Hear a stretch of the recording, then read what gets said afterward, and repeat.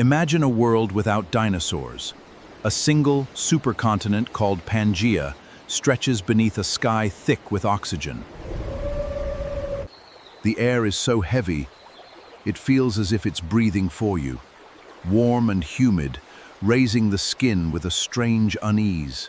Rivers run red with the fresh blood of recent kills, mixing into the muddy floodplains that exhale a strong, metallic scent of decay. In the shallow, murky waters, something ancient stirs. A dry snap echoes like distant thunder, slicing through the humid silence of the giant fern forest. A claw the size of a grown man closes, cutting the water like a razor. This is not Hollywood fiction. These are the real apex predators that ruled the Earth 50 million years before the first dinosaur appeared. Welcome to the Permian. Welcome to the Permian. The age when nature perfected pure biological terror. No CGI tricks, only living adaptations. Born from an evolutionary nightmare, Jaekelopterus, Helicoprion, Dimetrodon, Anteosaurus, Inostrancevia. 5 names that redefine what it means to be a monster of flesh and bone. But was the greatest horror hiding in the waters or on land? Stay until the end.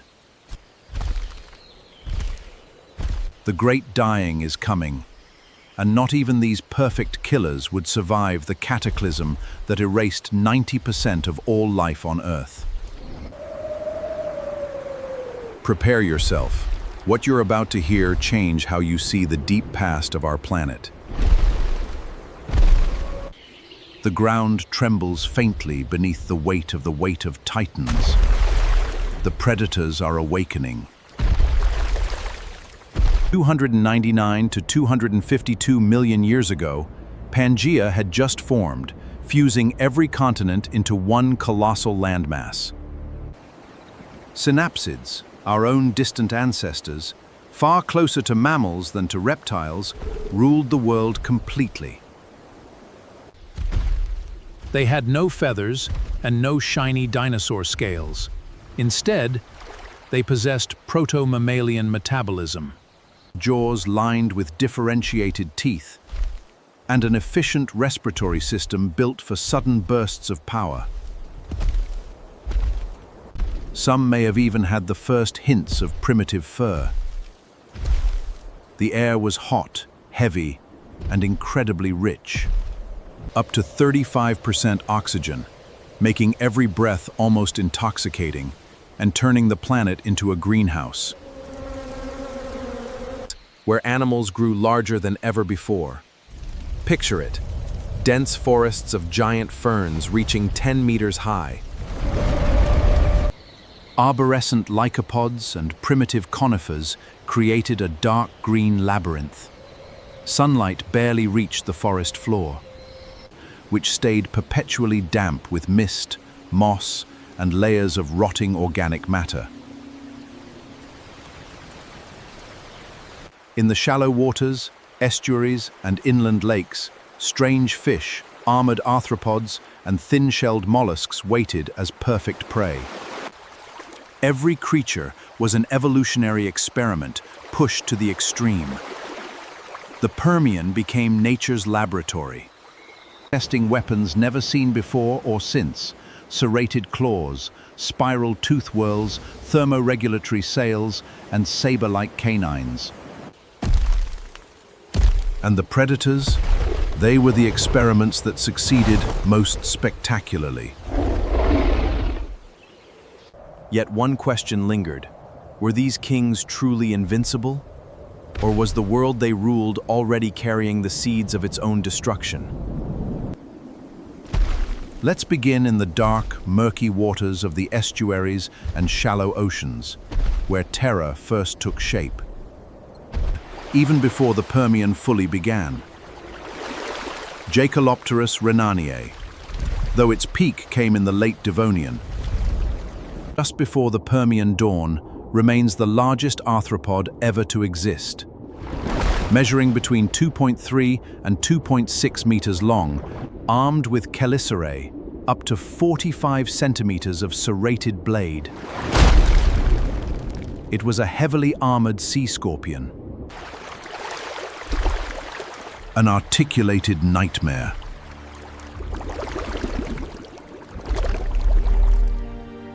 Scientific reconstructions based on fossils from Germany and Scotland reveal an active, visual, and remarkably agile hunter. It did not wait in ambush. It struck with the speed of a modern predator, using binocular vision to calculate the perfect attack in murky water. Imagine the biomechanical in the exoskeleton snapping forward with wet clicks, the massive chelicerae slicing primitive vertebrates. It hunted fish, placoderms, and even small tetrapods, bold enough to enter the shallows. One strike, and the prey was torn apart. It was the undisputed apex of marine arthropods, a living monster that turned every dive into a potential death sentence. But something even more horrifying lurked in the early Permian seas. Helicoprion, a 7 to 12 meter Cynodont shark, whose lower jaw housed a single, ever-growing spiral of teeth, a living circular saw with up to 150 razor-sharp blades in a perfect continuous curve. CT scans of the jaw cartilage revealed a flawless biomechanical mechanism. The front teeth hooked and dragged soft prey like squid and nautiloids inward. The middle teeth speared. The rear teeth sliced and pushed the food deeper in one continuous soaring motion without any need for upper teeth. Studies from 2014 and 2015 estimate bite forces between 1192 and 4732 newtons. Enough to cut through hard shells as if they were wet paper. The jaw moved in a hypnotic arc, leaving trails of shredded prey behind. No other marine predator of the era possessed such a specialized and terrifying weapon. Picture it gliding silently through the darkness. The spiral rotating like a living guillotine blade, slicing victims in half while its sinuous body vanished into the gloom. It was a biological circular saw, the ultimate nightmare of Permian oceans. Yet the true horror was still to come.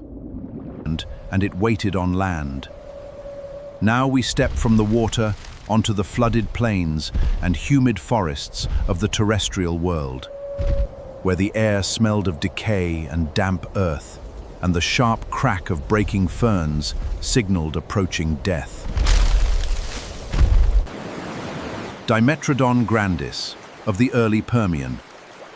Up to 4.6 meters long and 50 kilograms of muscle and bone. Its iconic sail, formed by elongated neural spines covered with highly vascularized skin, acted as a precision thermoregulatory radiator. Research shows it could warm its body rapidly at dawn by turning the sail toward the sun, while its prey remains sluggish and cold from the night chill. Gaining a lethal head start of precious minutes. Its serrated heterodont teeth, the first differentiated teeth in evolutionary history, inflicted deep bleeding wounds that quickly disabled prey. It ambushed armored parasaurs, edaphosaurs, and smaller synapsids. Across the floodplains, using the sail not only for temperature control, but also as a striking visual signal for intimidation and mating. It was no sluggish lizard. It was the first true large terrestrial predator, an opportunistic hunter that ruled the early ecosystems with ruthless efficiency. Imagine the sound of that tall sail slicing through the wind as it closed in. But what followed was even more terrifying. Then came the colossus of the Middle Permian, Anteosaurus magnificus, 5 to 6 meters long, 400 to 600 kilograms of raw power. The largest carnivorous non-mammalian synapsid ever known. Its skull nearly 1 meter long, equipped with massive bone-crushing canines, and powerful forelimbs reminiscent of a prehistoric rhino. For decades, scientists pictured it as a slow, lumbering brute, But a 2021 study, Benoit et al., Acta Paleontologica Polonica, using detailed CT scans and 3D brain reconstructions, revealed the opposite. An enlarged auditory labyrinth and hypertrophic floccular lobe gave it exceptional balance, agility, and visual coordination. It was a fast, precise killer, the prehistoric equivalent of a cheetah. It hunted giant dinocephalians, parasaurs, and even other carnivores, delivering bites powerful enough to pulverize ribs like dry twigs. Finally, the late Permian brought the Gorgonopsians and their undisputed ruler, Inostrancevia alexandri, 3.5 meters long, 300 kilograms, with a 60-centimeter skull and saber canines up to 15 centimeters long that grew continuously. These fangs were engineered for deep slashing bites that severed arteries and disemboweled prey in seconds. Biomechanical studies from 2020 show it had a wide gape and powerful neck muscles, more like a crocodile in killing technique. Recent fossils from South Africa prove this predator migrated an astonishing 11,300 kilometers across Pangea, crossing deserts, mountains, and forests to claim empty apex niches. With robust limbs, a muscular neck, and an athletic build, it was the Permian version of a saber-toothed tiger crossed with a Komodo dragon. One explosive leap, and the prey collapsed. But what would happen when the entire world itself began to change? Visualize a real hunt. An Inostrancevia stalking a herd of Scutosaurus at dusk. The air hangs heavy, broken only by the distant crack of ferns. The predator moves in absolute silence, muscles coiled, eyes locked on the weakest target. Then comes the explosive leap. The 15-centimeter canines pierce the bone armor with lethal precision. The prey collapses. This was daily life in Pangea, perfect predators ruling a world they had mastered completely. Yet sometime between 251.9 and 250 million years ago, everything changed forever. The Siberian Traps, a gigantic volcanic province in northern Pangea, erupted in repeated pulses, spanning roughly 300,000 years. With the main pulse lasting only 55 to 60,000 years. High-precision studies show these eruptions released between 3,900 and 12, driving atmospheric CO2 from around 400 ppm to over 2,500 ppm. The result was global warming of 8 to 10 degrees Celsius in mere tens of thousands. The once oxygenated oceans collapsed into widespread anoxia. Dead zones spread rapidly. Waters became saturated with hydrogen sulfide. Acid rain poured onto the forests, poisoning soils and rivers. Volcanic mercury spread across the entire planet.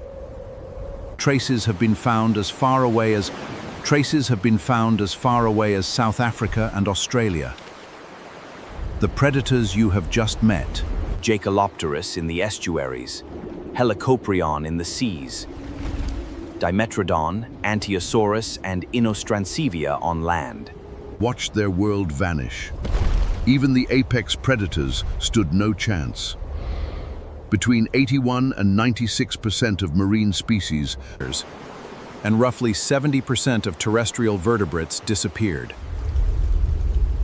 The entire ecosystem crumbled. The Great Dying was not one single event.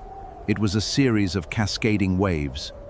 Extreme heat, oxygen starvation, and toxic gases that transformed Pangea into a nearly lifeless planet. Not even the kings of the food chain survived. And yet, their lineage did not vanish completely. The Cynodonts, descendants of these synapsids, continued evolving and eventually gave rise to mammals. You and I still carry Permian DNA in our cells today. These predators were never movie monsters.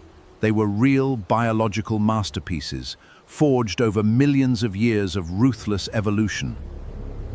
They dominated the world and then disappeared without a chance to fight back. The question remains, would we do any differently? Thank you for watching.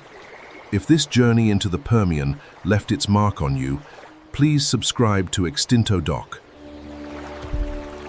Turn on notifications and join us for the next chapter in the saga of life on Earth. Comment below which of these Permian predators terrified you the most. See you next time.